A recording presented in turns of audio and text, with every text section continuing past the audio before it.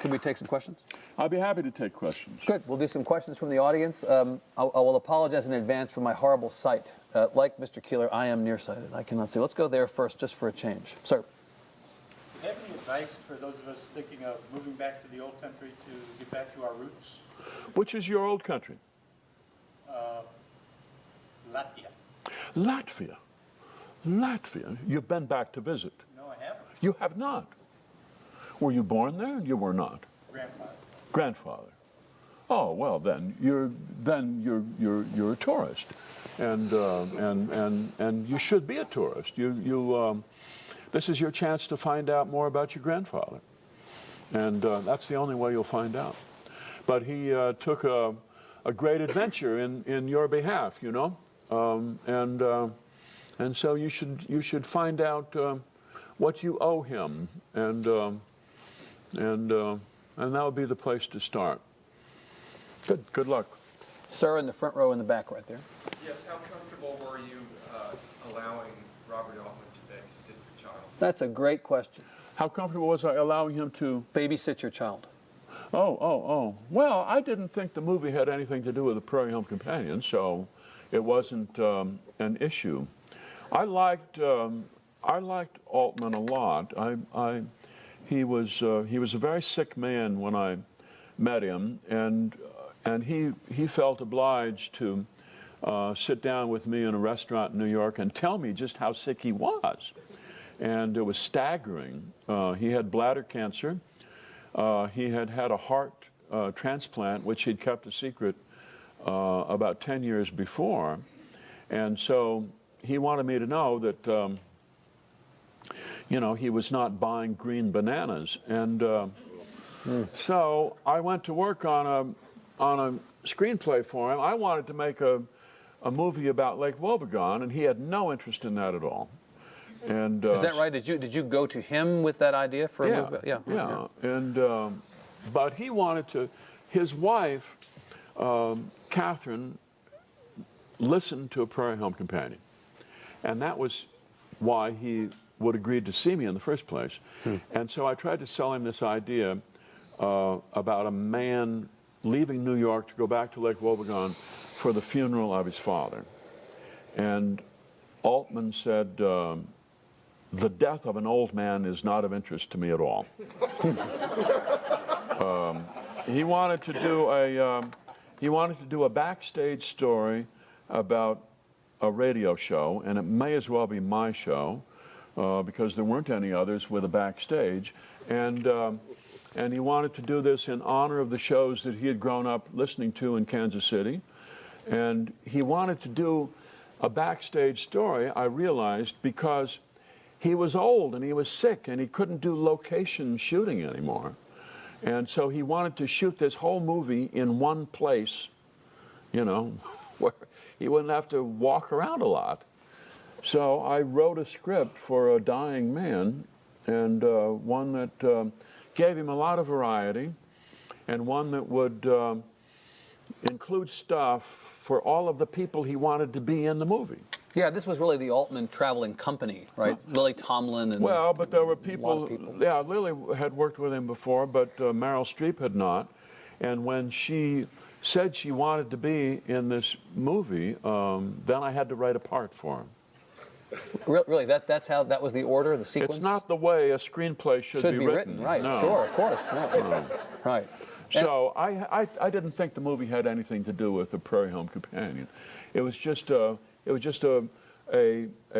collection of set pieces with a kind of a thin, overarching story, which was written to accommodate a man who was dying and the people who wanted to work with him one last time.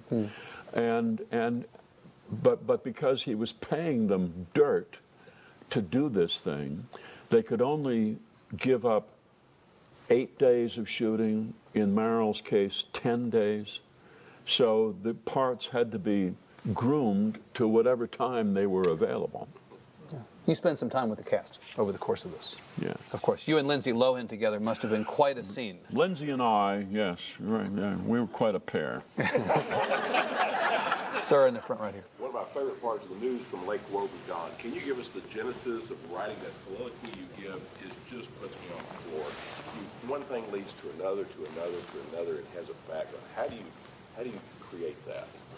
Well, I think about it every week, and I have a writer named Holly Harden who lives out in Forest Lake, Minnesota, which is a little bit bigger than Lake Wobegon, but still she gives me notes on what's going on in Forest Lake. She goes to a Lutheran church every week, and so I know by the time she turns this in on Wednesday, what the text of the sermon, what gospel text the sermon was on, and how gardens are coming, and where we are in the school year, and so on. So I get a sort of grounding in reality from Holly Harden's notes, and sometimes one of them will lead to a monologue, but it just sort of comes together in your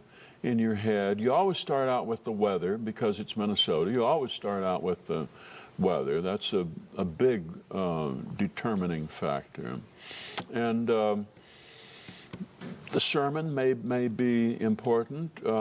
Pastor Liz at the Lutheran Church may have her say. This last week it was, Christ saying that, love your enemies, do good to those who persecute you, which is not a great strategy. But refreshing for these times, isn't it? I don't know. I don't know. I struggle with it. But you could easily do a story that would stem from that text. I had a woman who listened to the sermon on Love Your Enemies, and she went home and called up her daughter afterward. The idea of children as enemies. They cause us a lot of pain, more than our sworn enemies, and they are the ones who are pushing us toward the cliff. If it weren't for our children, we'd never get old. But I have a son who's 42, and that's kind of inescapable. And when your son sits down and has coffee with you and complains about his back troubles, then you got problems, boy. It's really sorrowful. Mr. Eggleston. Yeah, can you talk about the possibility of getting a Lake Wobegon film? Well, I still would like to do this movie about a man from New York who goes home for his father's funeral, and he comes back to a town that he escaped, or thought he did, but he comes back with a girlfriend, an inappropriate girlfriend. That could be any number of things, but I think that's the seed of a comedy there. A man who's lived in New York with a girlfriend who is inappropriately young, and comes back, and now back home he feels embarrassed. The town has the power to make him feel embarrassed. This sounds like a script Hollywood would love. He's not as cool as he thought he was, and the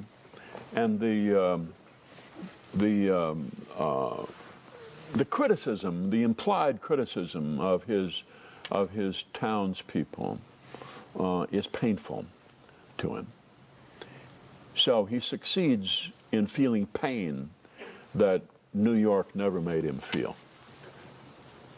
Are you actively shopping this around or talking to people about it? No, I'm just talking to you about it. Great. Well, Mr. Eggleston might be able to help you get your film made. So, ma'am in the front. Do you remember the name of the angel from Barnard, and have you indeed thanked her throughout your career? Yes.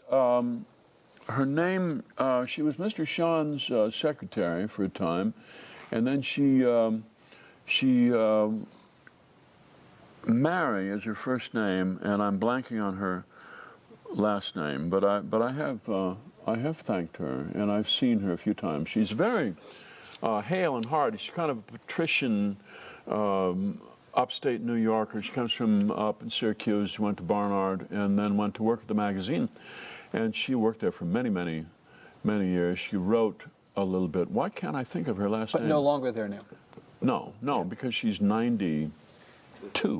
Which in most places would be a disqualifier, but not necessarily the New Yorker, actually. Not necessarily, no. Right, yeah. No, they keep a lot of people on. Right. She's blind as a bat, but she's really is an indomitable old lady. She's a great role model for, people who are planning on getting old, and she's really terrific. All right. Up in the corner. When you reach in the refrigerator, what is your carton of choice? What is my which?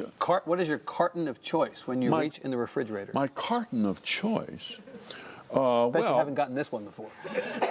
Well, I would reach for whole milk for my coffee. I would reach for 2% for my cereal. Other cartons, I guess I feel obliged to reach for orange juice. That would be about it for cartons. I would go for a carton in the freezer, a carton of Amy's organic brown rice with broccoli or something.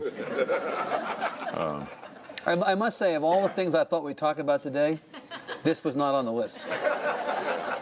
But that would be while I'm at home under the eye of my wife, and what I would reach for in your refrigerator would be Don't go there. would be very different. Yes. Let's do a couple more, ma'am, and then we'll come right over here. I was very surprised to hear that you're an Episcopalian. Uh-huh. Do you find the Lutherans better fodder for subject matter? I don't know. I grew up among Lutherans, and the Episcopalian Church in small town Minnesota is a struggling entity.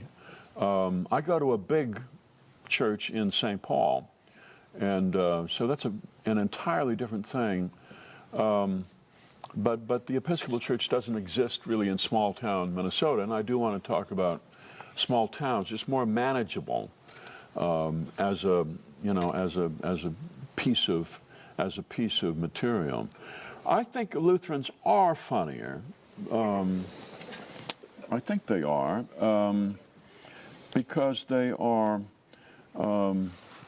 self-mortifying, and they are elaborately polite, and so they have to hide their aggressions in interesting ways.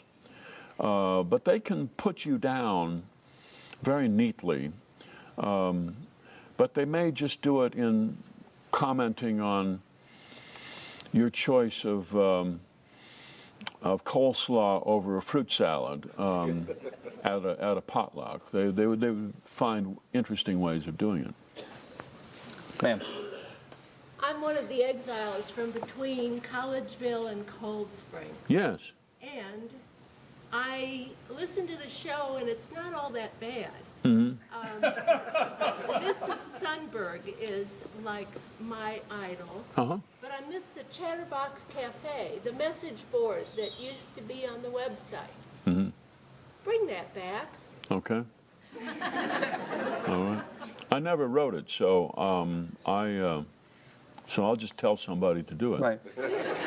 One of those people who goes to meetings, we can just get them responsible for that. Well, there's one of these. I'll get one of these young women who work there. There's a whole slew of women in their early and mid 20s, and they came on as interns, and then they stayed. I had no idea how to fire them, and Yeah, it happens. so they're there, and they can easily do that. They just go out and go out and take notes on what's on bulletin boards.